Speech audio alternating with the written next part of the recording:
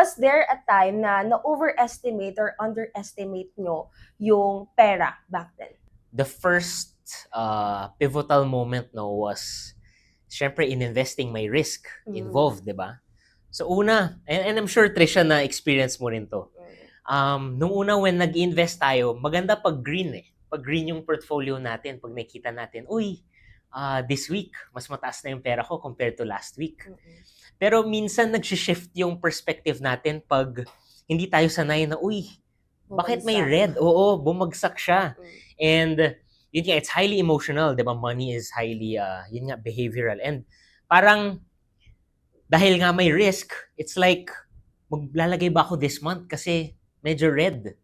So in our heads, and we always share this no sa ating mga YouTube videos na dapat nga mas nag-a-add tayo pag bumababa yung market, pag red. Pero minsan parang ayaw mong sundan eh. Ayaw mong gawin yung kailangan mong gawin. And that's one thing that I learned early on na it's not as easy. And it's not linear, no? Na pag nag-add kang ganito every month, talagang for sure 100% pataas lang yan ng pataas. It's not like that when it comes to investing, no? Smart investing means risk management. So eventually that's what we learned, no? And lalo na very recently may mga crisis tayo, may pandemic. Talagang yun na-test talaga yung endurance mo sa investing journey mo kasi noon talaga compared to pre-pandemic na okay, some green, some red. Nung pandemic, lahat red.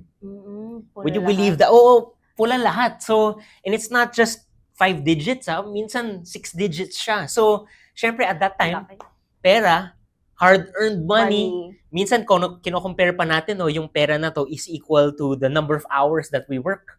So, parang pag kinompute mo ng ganon, oh my gosh, in the red ako, these are the number of hours that I need to work to recoup those investments. Pero yun nga, what we need to do is not necessarily detach, but to ensure na yung mindset natin, long-term tayo mag-isip, na nilagay natin itong investments na to for a specific purpose, for our long-term goals, medium-term investments for our medium-term goals, and just stick to the strategy and trust the process.